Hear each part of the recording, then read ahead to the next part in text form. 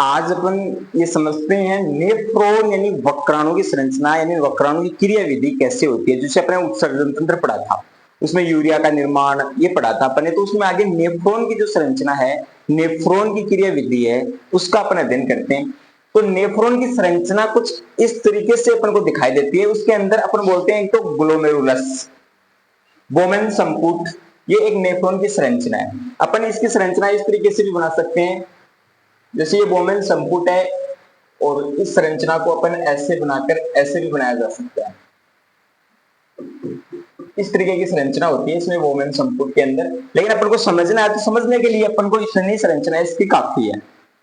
आप इसका सही चित्र देखोगे तो इसमें एक जाल सा बना हुआ आपको नजर आएगा। तो उसमें अपन को जो मेन क्रियाविधि अपन को इसकी समझनी है वो देखते हैं। तो इसके अंदर अपन बात करें कि जो ग्लोमेरुलस है ये क्या कार्य करता है, तो अपन बोलते हैं निस्यंदन।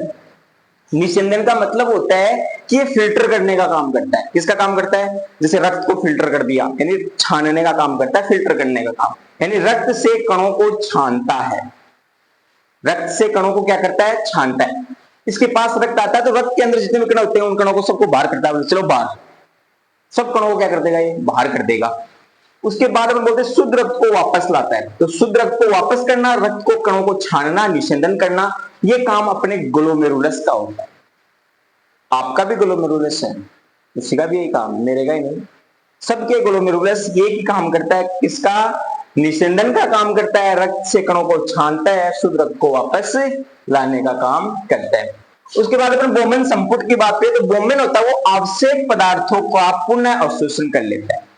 जो बोमेन संपुट होता है, आवश्यक जितने भी इंपोर्टेंट पदार्थ होते हैं उनका सबका वापस अवशोषण कर लेता है। कौन? बोमेन संपुट। तो ग्लोमेरुलस का कार्य, उसके बाद बोमेन संपुट होता है, आवश्यक पदार्थों का क्या करता है? पुनः अवशोषण करता है। उसके बाद यूरिया को अलग करता है। क्या करता है? यूरिया को अलग कर लेता है। एक होता है अपहोन। अपहोन की क्रिया क्या होती है? देखो, अपहोन के अंदर अपने कहते हैं कि कोई व्यक्ति की किडनी वैसे मान लो कि खराब हो गई, तो उसको अपहोन एक ऐसी विधि है, अपन बोल सकते हैं कि एक कृत्रिम विधि बोला जा सकता है, जिससे उस व्यक्ति के अलग से किडनी लगाकर उसकी क्रिया विधि संपन्न करवाई जाती है। उस क्रिया को बोलते हैं अपहोन की क्रिया। अलग से कृत्रिम रूप से अपन बाहर से लगाते हैं। जैसे उसकी मेन किडनी खराब हो गई तो उससे बाहर से कोई किडनी लगाकर उसको क्या किया जाता है? उसकी क्रिया विधि संपन्न करवाई जाती है। तो उस क्रिया को अपहोन बोलते हैं। उसके बाद आता है नेफ्रॉन। तो नेफ्रॉन होता है यूरिया का निर्माण।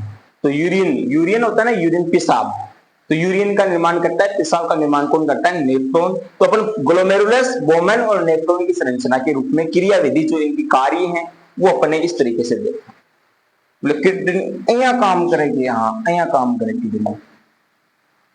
अपन आगे बात करते हैं, यूरिन होता है अपना, पेशाब होता है, उसके अंदर क्या क्या होता है। तो अपन बोलते हैं कि जो यूरिन है अपना, उस यूरिन के अंदर जल कितना प्रतिशत है? 95% है। उसके अंदर यूरिया कितने प्रतिशत है? 5%। 5% उसके अंदर यूरिया है। उसकी प्रकृति बोल देंगे, जैसे मान लो उसकी पीएच कितनी है? 4.8 है। पीएच 4.8 है तो इसका स्वभाव कैसा हो गया? अम्लीय हो गया। क्योंकि अपन ने पढ़ा है कि 7 से कम वाले अम्लीय और 7 से ज्यादा वाले क्षारीय। तो ये 4.8 इसकी पीएच है, तो ये अम्लीय, तो इसका स्वभाव यानी इसकी प्रकृति अम्लीय हो गई। इसका रंग पीला कैसे होता है?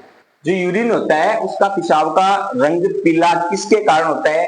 अपन बोलेंगे यूरोक्रोम के कारण इसका रंग कैसा होता है? पीला। जहां ब्लड के अंदर बोला ना कि रक्त का रंग लाल क्यों होता है, तो अपन बोला कि रक्त का रंग होता है वो हीमोग्लोबिन के कारण उसका रंग क्या होता है? लाल होता है। इसके अंदर हीमोग्लोबिन पाया जाता है। तो वैसे ही इसके अंदर इसका जो रंग है पीला किसके कारण होता है? यूरोक्रोम के कारण।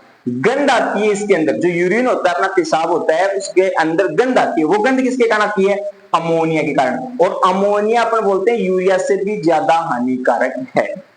तो जो अपन बोल रहे हैं, जब उसके अंदर क्रिया हुई थी किडनी के अंदर, तो अपन ने बताया था उत्सर्जन तंत्र के अंदर अमोनिया बनती है। अमोनिया को फिर यूरिया के अंदर बदला जाता है। समझ गए? तो कहने का मतलब है कि जो गंध आती है उसके अंदर अमोनिया के कारण आती है। किडनी की जो बीमारी है, किडनी के कारण होने वाली बीमारियां कौन कौन सी है? तो अपन बोलेंगे स्टोन, जनते बोला पथरी, स्टोन हो वो आपने क्यों जाए? पथरी हो जाए।